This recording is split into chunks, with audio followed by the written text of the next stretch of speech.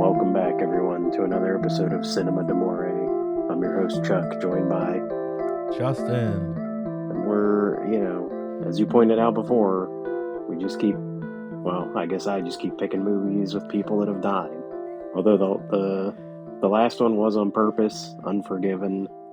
I picked that one after I knew Gene Hackman died because I thought that'd be good to talk about that movie. This one I 100% picked before I knew the actor died. You picked it before the actor died. It just happened. He died like a day after you picked the movie. He didn't want to hear our thoughts on it and was like, I got to get out of here before they talk about it. Yeah, I don't blame him. I mean, Val Kilmer always listened to our podcast. He's like one of the only actors in Hollywood that would give us feedback. Yeah. So this week we're talking about Kiss Kiss Bang Bang, starring Val Kilmer and Robert Downey Jr. And Michelle Monaghan. Yeah. From 2005. The rest of them are still alive. Wow. As far as I know, the rest of the main cast is all still at the time of still out there. At the time of this recording. No one else has died yet, but we did lose Val Kilmer. And I mean, this might be like his second best movie. I think Tombstone is probably my favorite, but this one is up there. Not Top Secret. That's another. I thought you were gonna say Batman Forever. That's a great one too. I saw someone make the joke, and I have the same glasses, and I think James has them too. The collector mugs that they sold from McDonald's for that film. Yeah. Someone was like, "Gotta pour one out for Val Kilmer into my collector's Val Kilmer Batman Forever mug." I had a few of those. I think that maybe the only one I really had was the Riddler because of Jim Carrey. Yeah. So that isn't the last week's film. That isn't the connection though, but it is would be a solid connection. The connection. My guess is the connection Joel Silver. No. Shit. Did Joel Silver produce Cable Guy? Yeah. Well, that's not it then either. Nah, I have no idea. None. Jesus Christ. How about leads who are emotionally unstable or unreliable narrators? I mean, I don't think Matthew Broderick ever narrates his movie, so that wouldn't work anyway, but either one of those, no. How about smart satirical writing? I'll at least tell you a hint. It's on the technical side. It's a behind-the-scenes thing, not a... Joel Silver. Just like, you must have been wrong when you told me no. Joel Silver. No, didn't mean no. I don't know. Did Shane Black have something to do with the Cable Guy? I mean, it feels like he would, but no. You giving up? I don't know. Yeah. They have the same composer. Oh. Whoever that is. He won an Academy Award for editing Queen. He's Bryan Singer's editor and composer.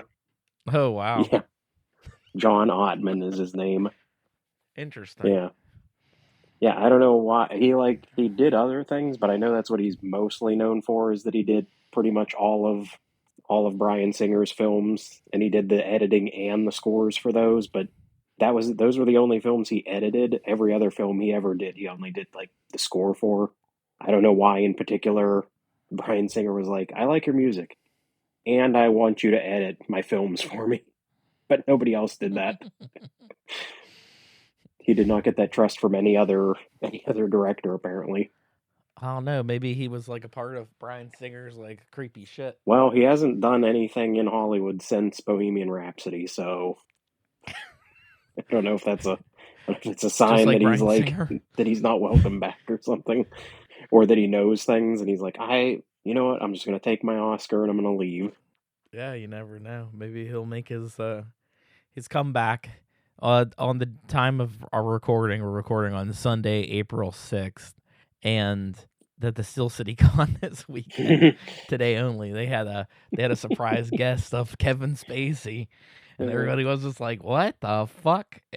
Turned the comments off. Yeah. Just announced it on. And everyone was like, Facebook. "Oh yeah, the way they announced it was weird because they didn't They didn't say anything about it ahead of time. They waited till like day of when they knew people already bought tickets and were planning to go. Like they're probably standing in the parking lot, and then it's like, we'll tell them that Kevin Spacey's going to be in the building today. They're already at the hotel. Yeah. I'm sure there was probably like not even guests. I'm sure there was also probably like other celebrities or something that were there that probably also were like not cool with him being there. Oh, I'm sure of it.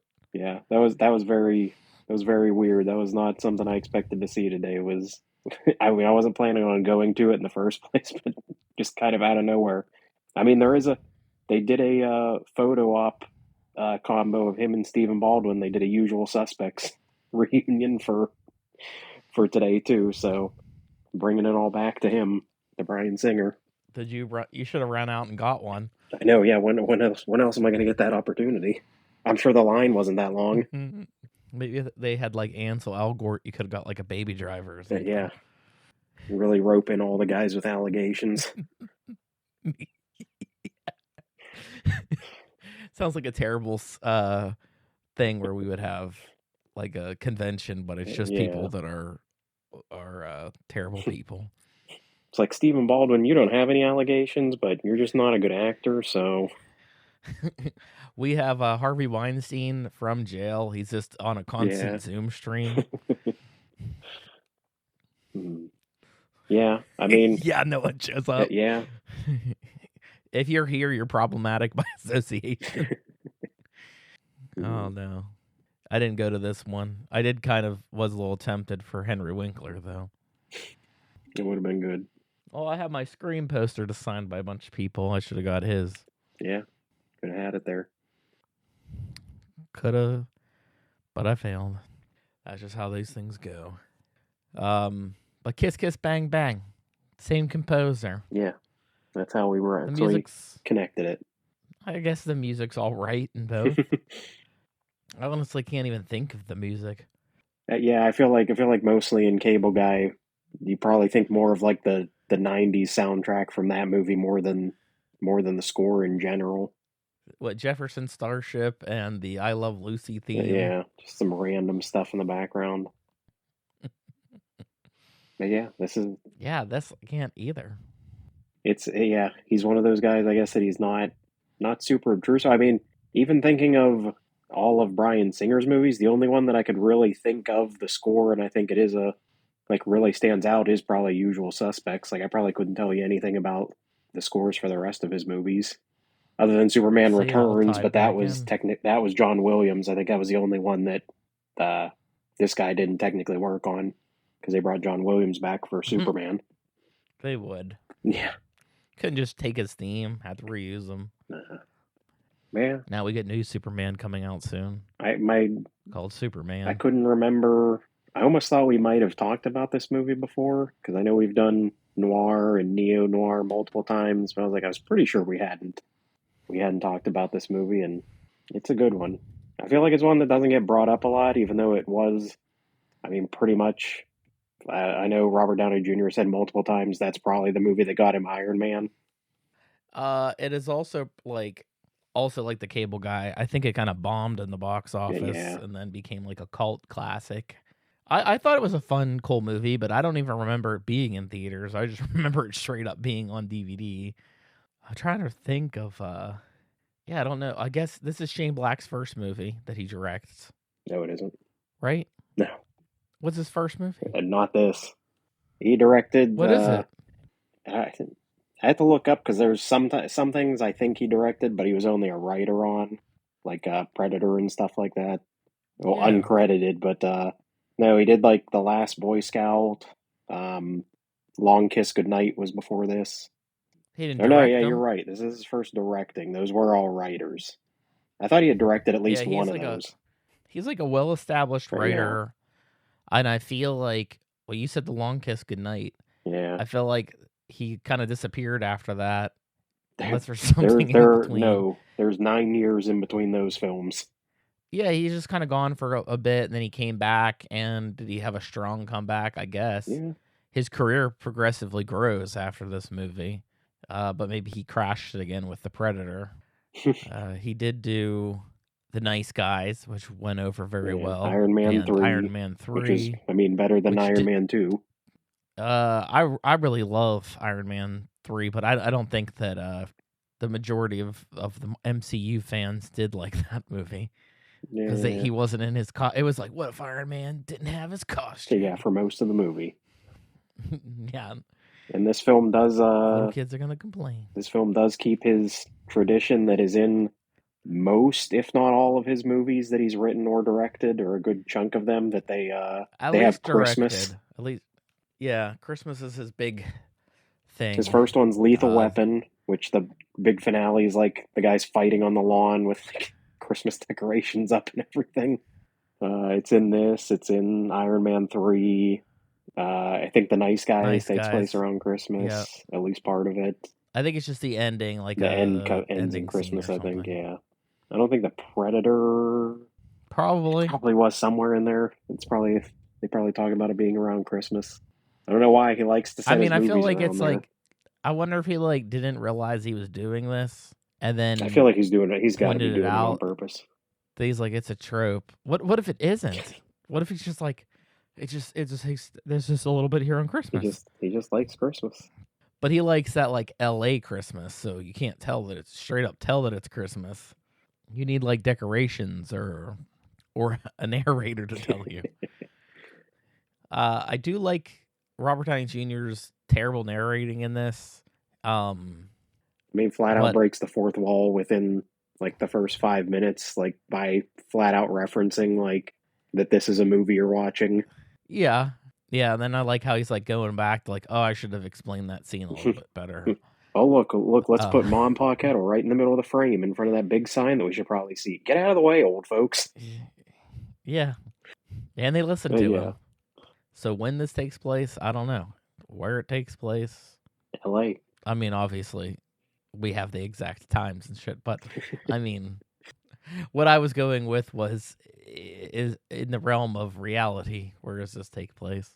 You know, I was being existential. Yeah. This it's like another. I don't even want to say like weird plot point, or it is just odd.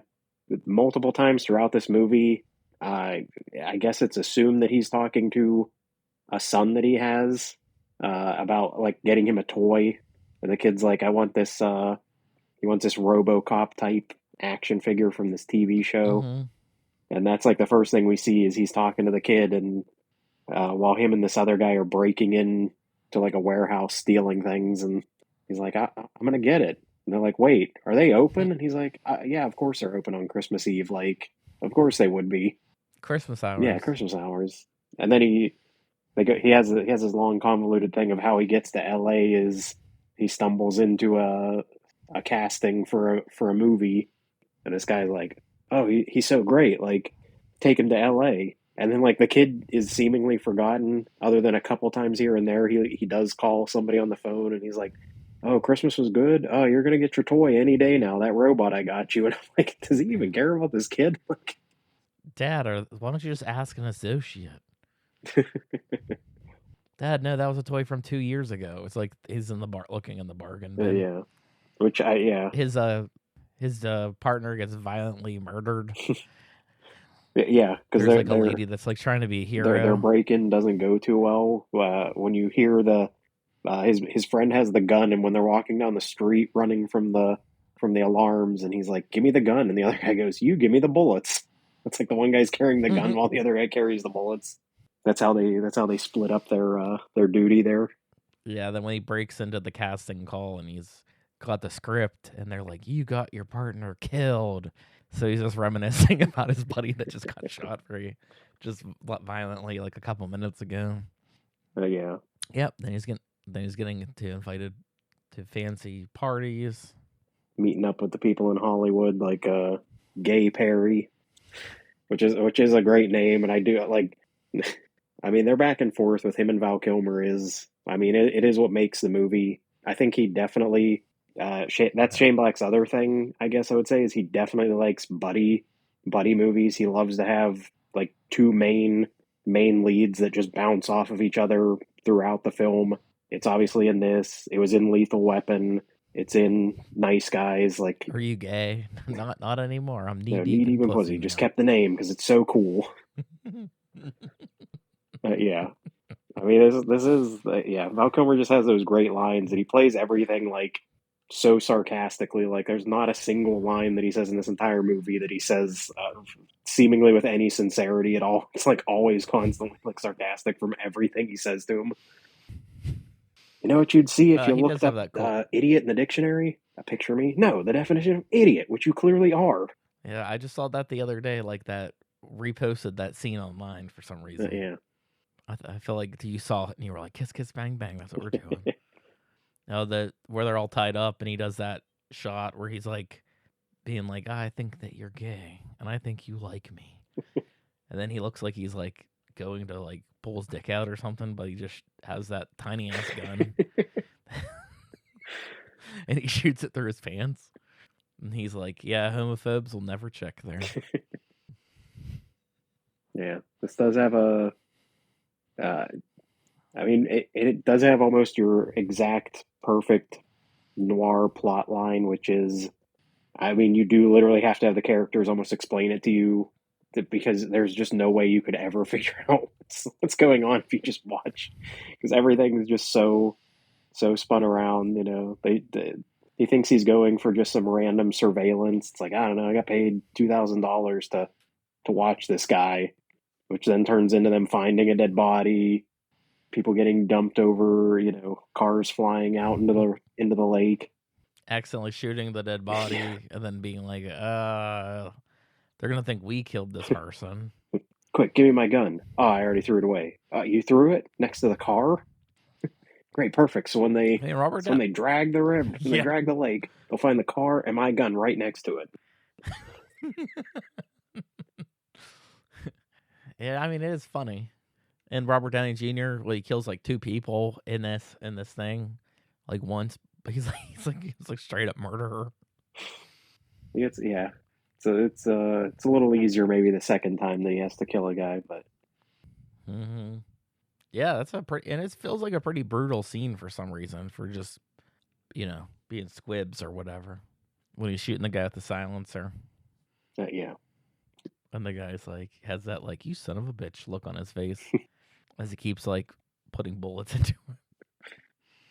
Yeah. This movie is very I mean, yeah, it has a lot of very violent moments. I mean, he gets his finger chopped off, which is a Mm-hmm. hilarious scene. He cut my finger off. Yep. So, Then that dog that takes his finger, and they're like, "Dude, you just got to get your fingerprints." He's like, "My the fingerprints fingerprints, walking away from me right the now." dog has the finger with the print on it. And then yeah, you know, Val Kilmer. Look, you just need to get the finger from the dog, kill the dog. We're good. At least the dog swallows it. And he's like, I think we're good on the fingerprints. Which yeah, the amount of his his DNA that's on every part of this crime, from when they stash the body of that girl back into his apartment because they know he was at the lake, so they put it in the thing. He's peeing in the toilet, and he turns. And then after he calls Val Kilmer, can they trace it? Trace what? I peed on it. Oh, why would you do that? Well, do Yeah, what? why would you What? pee on Yeah, the why'd you corpse? pee on a corpse? Well, it wasn't my intention. I didn't just look at it and go, oh, I should just do it there. Yeah, it has like a weird thing too about like Michelle Monaghan's character, where like there's this ongoing joke that like she's a huge slut or something from his childhood, and that she would sleep with everybody. And what was the guy's name? The like chutney guy. And Val Kilmer's like, oh, he's gay. You don't have to worry about that. Yeah, And then like chook chutney or the joke something like later, that. yeah, yeah, definitely Like, I gay. got something to tell And you. yeah, I slept with Chook Chutney. Yeah, but then like you get that weird like I don't know that guy that was like in a I don't know rape her or something that was like undressing her while she was like drunk, and Robert Downey Jr. has that like moment of like you better get the hell out of here, bud, or we're gonna take it outside. Cut to him getting the shit beat out of him, and I feel like this was probably one of her first movies too that I remember her being in. Probably pretty early on. Probably pretty much a no name. Yeah, and I don't think I really recognize anybody else. I think the one thug was in Boardwalk Empire. The one thug was in Thin Red Line, There you go. bringing it all back. I think we're talking about the same one. Probably. Yeah. He was in Boardwalk Empire too. Yeah, but Chuck, where can you see this movie? Nowhere. Well, I mean, you can technically rent it anywhere. It's not free streaming anywhere. Wild, isn't it? And, you know, some movies just aren't out there. Maybe it's just not. It's not worth anyone owning the rights to get it to you. It's not good enough for Netflix's standards. Yeah, I mean, I've like in my office here, I have a bunch of shelves with movies on it, and to make more room, I put my DVDs, everything that was a DVD, in my closet. And then like the last two movies you picked were like DVDs, and I like have to dig for them because they're like, you know, the shelves are like double lined up, so I have to like get behind there to get them. So yeah, Unforgiven and Kiss Kiss Bang Bang. And you said yours wasn't even open. Yeah, mine was still in the plastic. I either bought it from. I probably bought it from like Best Buy or something for $5 or years ago. You hope you did. You probably bought it for $20. Yeah, I'm hoping I got a good deal on it. Unopened $20. You probably shouldn't have opened it. It's probably worth a lot more. Yeah. Sealed, factory sealed. It's a collector's new. item now that Val Kilmer died. Yep. Should have thought about Missed that. out on that. Yeah, and I just saw him on TV the other day because it was Top Gun Maverick. I was watching, like, it was the scene where he shows up, and then Tom killed him off in the middle of that movie too. But no, he was still alive when that happened. Because I was like feeling like, I'm not surprised that he went. I knew that he had he was having health issues and everything. Well, he couldn't even talk in Top Gun Maverick. He had to AI his voice. I didn't know they AI'd his voice. You didn't know that? No, I thought that like he was saying that. No. I mean, he's not talking well, Chuck. I thought I thought he could say some of those things. They're like, we just AI'd his voice. No, I didn't know. News to me. What movie do you want to pick next? So the celebrities can get worried. Gotta keep it a secret. Don't want anyone knowing the power that we have to get rid of people. Oh my god, that'd be an insane. This is like it's like the version of it's like the version of Death Note. Whatever movie we pick, like the main character is gonna die. Make that. Haven't exactly been the protagonist yet, but not necessarily the main character, but like the co-lead. You get the co-lead, yeah. The second bill to name. Make that into a movie. Two guys that have a podcast, and every movie they pick kills. If you're number two on the call sheet, and you're on from the movie that we pick, your days are numbered. It's like an ensemble movie. It's like Ocean's 11. It's like, who are we saying is the co-lead? Brad Pitt? We're saying that's a Brad Pitt movie with George Clooney, or a George Clooney movie with Brad Pitt? And what about Matt Damon? He's like a third. Yeah, I mean, it's definitely a George Clooney movie just because his name's in the fucking title, so we got to give him that. George Clooney's the only one that's safe.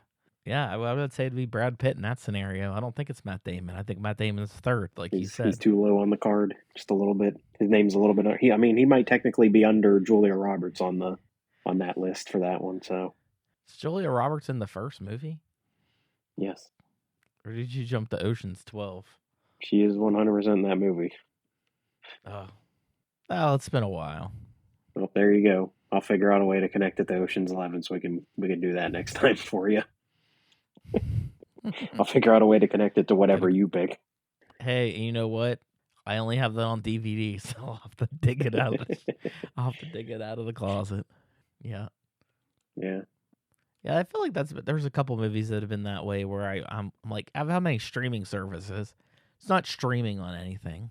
And everything's like, you can rent it. And I'm like, no, I fucking own it. I'm not going to pay to rent something that's literally in my house. At least sometimes if the rental's like not too ridiculous, but the other times you'll get and it'll be like $20. My guy, there's absolutely no way I'm paying $20 to rent that through Amazon. That's a rental? I think that's usually like you bought it. Oh yeah, sometimes you can't rent it. You only can buy it. Yeah. Crazy. I'm actually kind of surprised that has this been released on Blu-ray? I feel like I'm sure it has been, at least. at some point. I feel like it would be more revered now. I mean, I don't think it's the most like substance heavy movie that Shane Black's ever made, or any of them really. It's just fun, just a fun take on noir. Yeah, it's got some good references to other. I mean, I think it's probably its biggest reference is 100% Chinatown. It definitely you could definitely tell Shane Black loves that movie. Even in general, the subplot of Michelle Monaghan's dad being like a predator with his daughter, like, and then Mm-hmm. it gets the ending of Val Kilmer shows up at that guy's house and just slaps him. Mm-hmm. If I could get out of this bed, oh, but you can't, can you? Slaps him again. He slaps him again. Yeah. Yeah.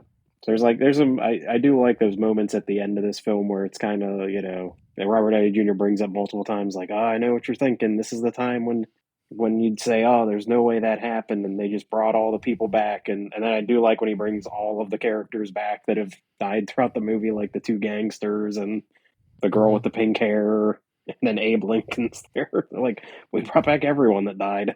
Like, but that's not really how it happened. Those guys didn't come back. It was only Perry. Yeah, that probably adds to the it feeling a little convoluted too. Yeah, he does make a reference to that a very timely reference to Return of the Kings. When they get to like the next, oh, but then we went here. And he's like, I know I've seen Return of the Kings. This isn't going to have that many endings. I swear, this is just the last one. Return of the King. Yeah, now he's coming back for Marvel. He's the new Doctor Doom. I think the only other movie we've talked about it before that I think had like boosted his career is probably Zodiac. I mean, by that time, he would already. No, I guess he would have been cast like right after filming it, but I'm sure it had nothing to do with his casting as Iron Man, the Zodiac movie. You don't think David Fincher was sitting there and is like, man, that Marvel movie really makes me think that this guy would be the perfect for my character in my dark, super dark, depressing serial killer movie.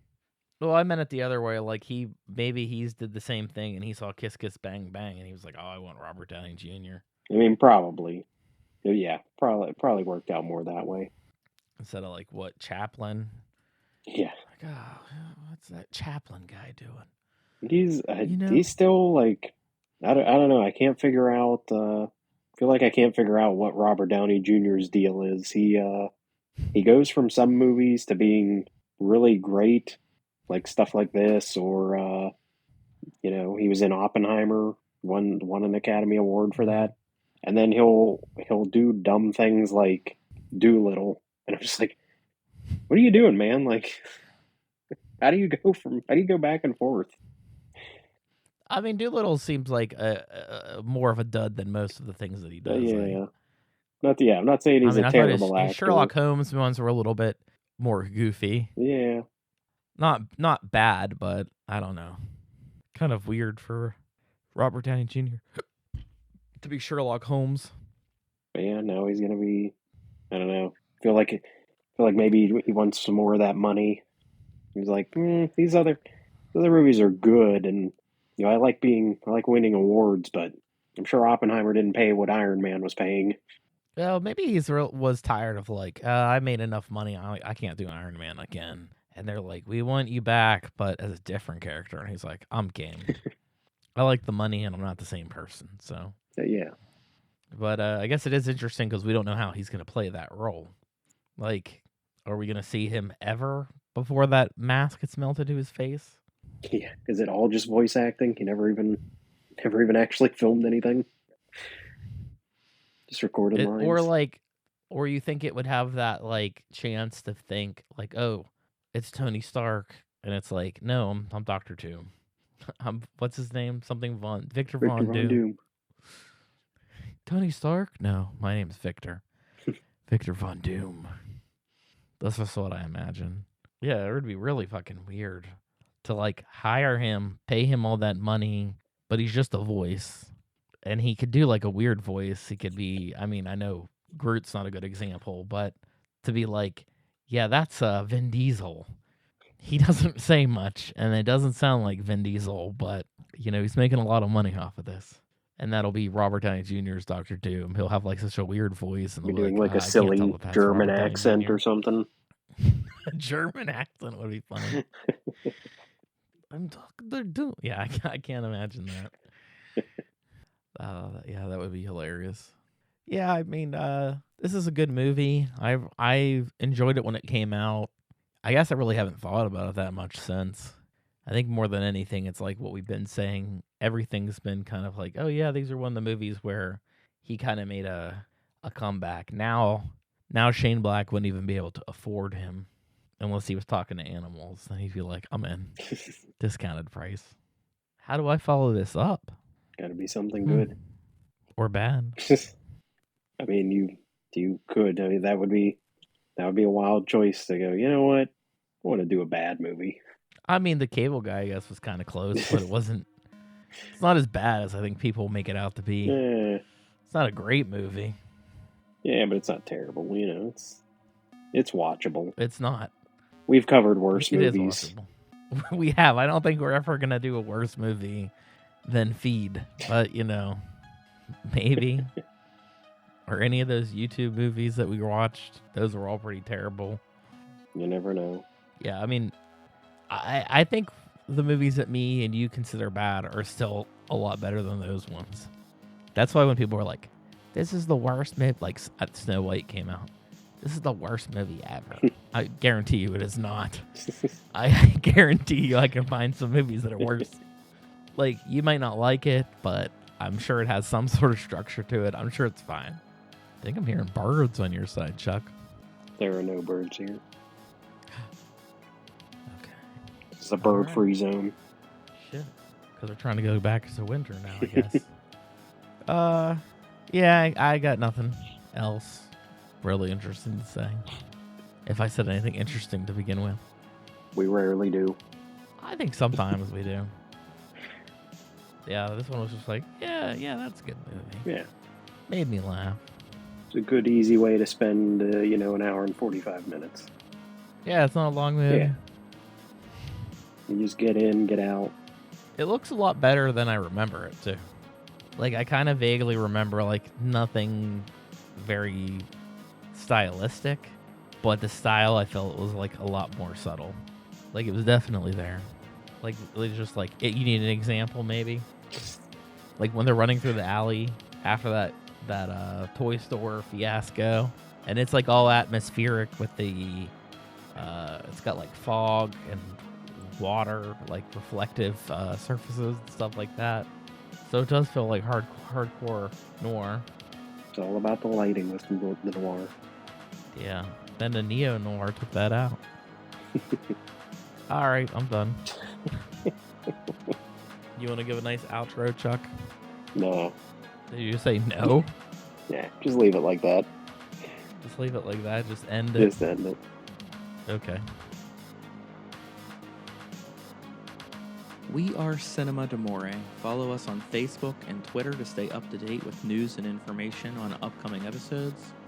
Find us on Apple Podcasts, Google Podcasts, Podbean, Spotify, Amazon Music, Audible, Pandora, Alexa, or iHeartRadio.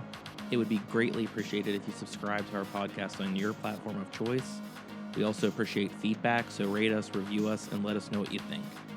And above all else, thank you for listening.